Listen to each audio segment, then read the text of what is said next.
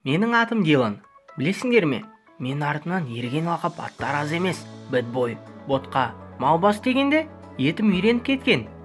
Негізі мен мектепте беделгі болғанмын. Қалағанның бәрі оп-оңай бола қалатын. Әрине, бір жағдай орын алмағанда солай бола ма беретін бе еді, кім білсін. Мен Флорида штатында туып өстім. Ал мен анаммен бірге қалдым. Әкем бақуатты адам болған. Сондықтан да байлығын тең жартысы бізге бұйырды. Жағдайымыз жаман емес. Өткен жылы әкем маған туған күніме көлік сыйлады. Қыздардың алдында беделім бір сатыға жоғарылап, еуден көтеріліп қалды. Қыздардың бәрі құлады ғой, шіркін.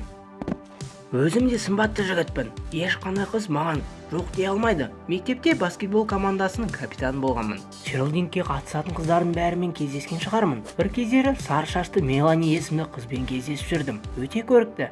Мектепте өте танымал және ол да черлидер қыздардың капитаны болатын. Біз Мелани екеуміз ең танымал жұп едік. Неткен ғажап күндер еді. Ағаны қызығыштарым бар дейсіңдер ме? Біз жігіттермен бильярд ойынын жақсы көреміз. Мелани жиі басымды қатыратын. Сол кезде мен жігіттермен бильярд ойнауға кетіп қалатынмын. Әрине ол маған емес, мен оған көбірек керек болған шығармын. Себебі капитан қызы болу деген мәртебе емес пе? Ал мен кез келген қызды өзіме оңай қарата алатынмын. Сосын жігіттермен бос уақытымызда қыздарға қырындаудан жарысатынбыз. Bir кесе кім қанша қызды өзіне қарата алады. Жеңіске жеткен жігітке қалтамыздағы бар ақшамызды жинап беретінбіз. Міне, сол түні дәл сондай оқиға болды. Біз клубта балалармен көңіл көтеріп отырғанбыз. Bir кезде Джек екеуміз Эмили есімді ботаник қызды кім бірінші өзіне қаратады деп бәстестік. Бұл жолы ақша емес, машинаны бәске қойдық. Бұл жолы да жеңіске жететіме мен күмәнім болған жоқ. Келесі күні Эмилиге бардым да мақтап-мадақтап бар өнерімді салып киноға шақырдым да кешкісін алып кетемін дедім. Ол маған бұрылып, көзі бақырайып таңғалып қарады да жоқ деп кетіп қалды. Жоқ дегенін түсінбедім. Қалай? Осы уақытқа маған ешкім жоқ деп айтып көрмеген. Жыным қайнап кетті. Мен оған бардым да қолынан шап беріп ұстадым да, барасың ба, бармайсың ба деп мен сенен сұраған жоқпын. Барасың дедім, барасың деп жекіп қалдым. Ол маған жынды кешір деді. Одан бетер қаным басыма көтерілді. Қолынан қатты қыса берген сол еді. Ашы бұрыш салынған балон алды да көзіме шашып жіберді. Қуаныш жеп жаныма жетіп келді. Қарқылдап күліп мен орнымнан тұрғызды. Қара да тұр. Жақында көлігің менікі болады деп мысқылдады. Көреміз әлі, асықпа дедім мен. Келесі күні Эмили мен Джектің бірге кетіп бара жатқандарын байқап қалдым. Мені көрді де жылдан басып жүріп кетті. Ал Джек болса маған қарап мырс ете түсті. Ызаға булыққаным-ай. Жаныма Мелани келді. Екеуміз киноға барып қайттық. Бар ойым жеңіліп қалмау еді. Кешкісін досыма хабарласып, Эмилиді қалай көндіргенін сұрадым. Сөйтсем, ол сабақ орнына көмектесіп жіберші деп өтініш жасаған екен оқымысты қызға. Қыздармен сөйлесті, менен үйрен деп тағы мазақ қылды. Қап бәлем. Келесі күні Эмилиге гүл сатып алдым да кешегі қылығым үшін кешірім сұрадым. Мелани әжесіне қыдырып кеткені дұрыс болды. Алғашында Эмили менен қорқып кетті. Бірақ мен көңіл күйім болмағанын айтып ақталдым да қайта кешірім сұрадым. Ақымақ қыз маған сеніп қалды. Сосын айыбымды өтейін деп кешкі асқа шақырдым. Ол менен Мелани туралы сұрады. Бірақ мен бүгінгі кездесуді достық кездесу болады деп түсіндірдім. Кешкісін мен оны алып пиццерияға бардым. Шынымды айтсам, Эмилиді көргенде есімнен танып қала жаздадым. Сұлу болып кетті. Көзілдірік, шашын жайып, көк түсті жаздық көйлек киіп, керемет болып шықты. Ол көлікке отырғанда, осыны әдемі шашың неге үнемі өріп жүресің деп сұрадым. Расымен де әдемі олай ойламаппын деді ол. Кеш керемет өтті. Тамақ ішіп болған соң қалаға біраз қыдырдық. Мен Эмили туралы көп нәрсе білдім. Оның ата-анасы да ажырасып кеткен екен. Өзінен кейін сіңлісі бар.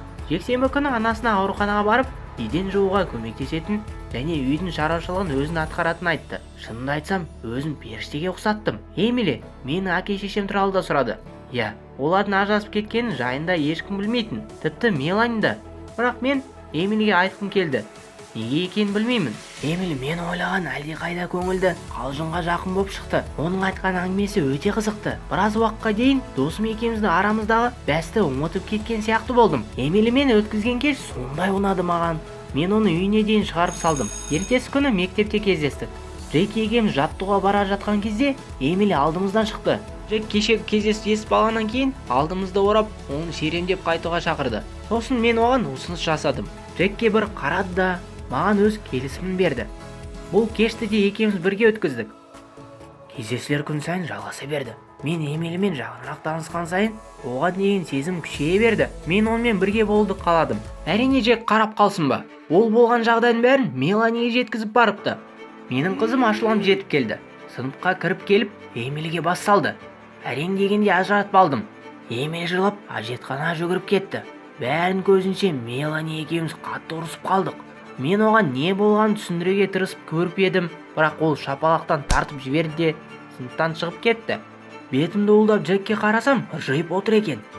Сол кезде мен оның ешқандай да дос емес екенін түсіндім. Эмилидің артынан әжетханаға барып, оның әрең сабырға шақырдым. Ол өзін соншалықты ақымақ болып қалғанына өкінетінін айтып жылай берді. Саған ұнап қалдым деген ой қайдан ғана келді менің басыма деп егілді. Бір кезде мен оны құшақтап бетінен сүйдім. Білмеймін неге олай істегенімді, бірақ нәзік қызды қорғағым келгендей. Мен оған ғашық болып қалған сияқтымын. Осы кезде әжетханада Мелани шығып қалды. Бізді көрді, ол да ағыл-тегіл жылай бастады. Тағы да бетінен салып қалды да нақұрыс деп шығып кетті.